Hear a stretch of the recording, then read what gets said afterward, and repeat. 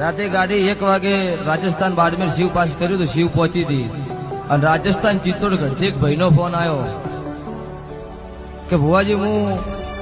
ગાડીમાં બદલી મારવા ગયો તો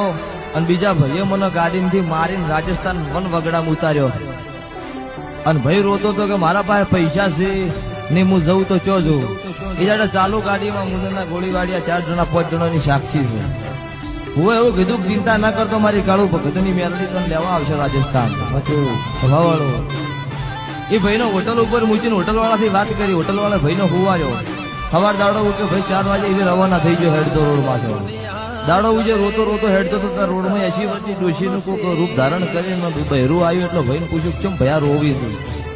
ભાઈએ કીધું કે ગુજરાતનો શું રાવણ શું મને રાતે ભાઈએ દારૂ પીને મારીને ગાડીમાંથી ઉતારી દીધો ઘેર જવું પૈસા નથી 80 વર્ષની ડોશી કાળો ઓઢણો આટલી મોટી નથડી પહેરવા હા